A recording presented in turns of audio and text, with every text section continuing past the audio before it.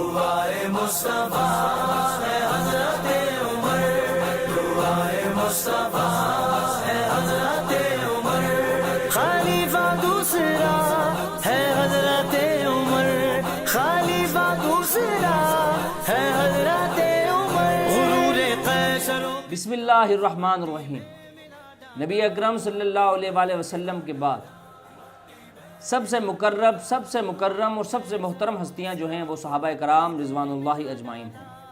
اور صحابہ کرام میں جو سب سے محترم صحابہ ہیں وہ ابوبکر صدیق رضی اللہ تعالیٰ عنہ، عمر فاروق رضی اللہ تعالیٰ عنہ، عثمان غنی رضی اللہ تعالیٰ عنہ اور حضرت علی المرتضیٰ رضی اللہ تعالیٰ عنہ۔ تو آج ہم حضرت عمر فاروق رضی اللہ تعالیٰ عنہ کے فضائل اور مناقب پر تھوڑی سی گفتگو کریں گے۔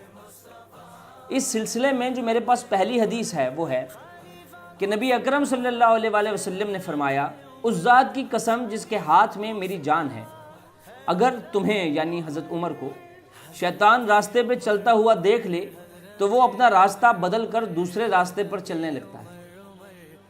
اب وہ لوگ، وہ روافض جو کھڑے ہو کر حضرت عمر فاروق رضی اللہ تعالیٰ عنہ کے کردار کشی کرنے کی کوشش کرتے ہیں، ان کو یہ سمجھنے کی ضرورت ہے کہ نبی اکرم صلی اللہ علیہ وآلہ وسلم فرما رہے ہیں کہ عمر فاروق گمراہ نہیں ہو سکتے، عمر فاروق ہدایت یافتہ ہیں۔ جس راستے سے حضرت عمر فاروق گزرتے ہیں وہاں سے شیطان نہیں گزر سکتا، وہ اپنا راستہ بدل لیتا ہے، آپ سے شیطان بھی ڈرتا ہے۔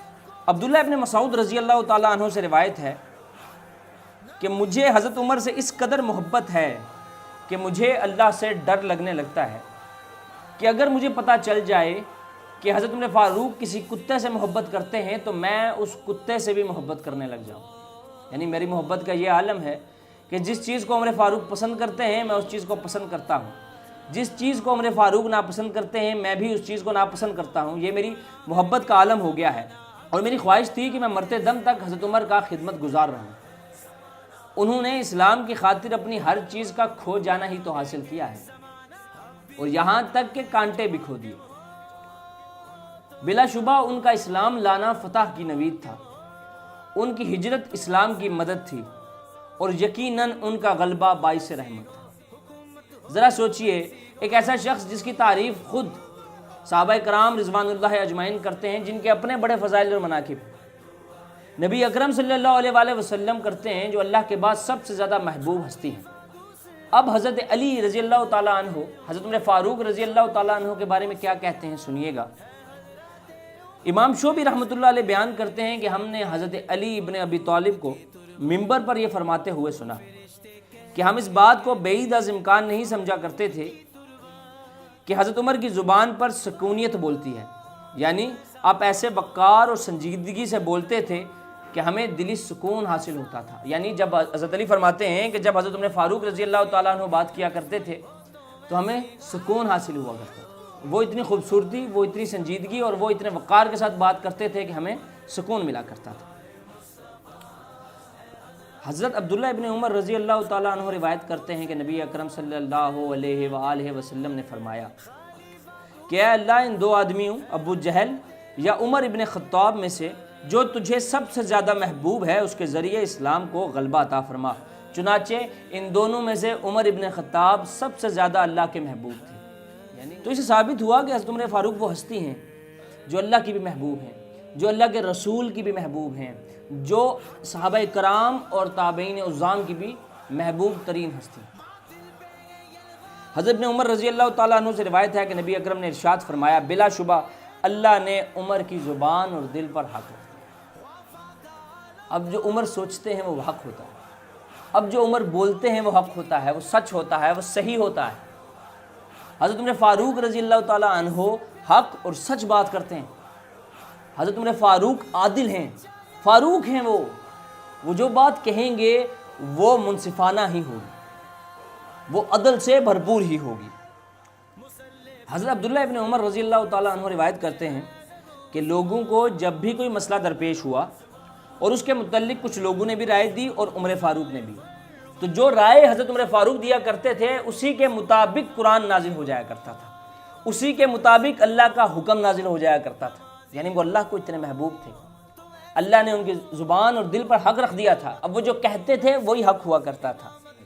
حضرت عبداللہ ابن عمر رضی اللہ تعالیٰ عنہ بیان فرماتے ہیں کہ ایک دفعہ حضرت عمر سفید جوڑا پہن کر نبی اکرم صلی اللہ علیہ وآلہ وسلم کے پاس پہنچے تو نبی اکرم صلی اللہ علیہ وآلہ وسلم نے پوچھا کہ آپ کے کپڑے نئے ہیں یا دھلے ہوئے؟ تو آپ نے فرمایا دھلے ہوئے ہیں۔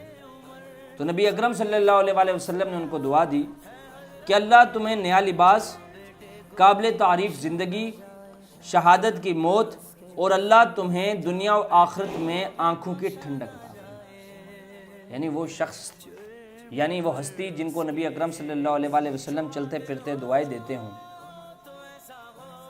ان شخص کے بارے میں کیا کہیے۔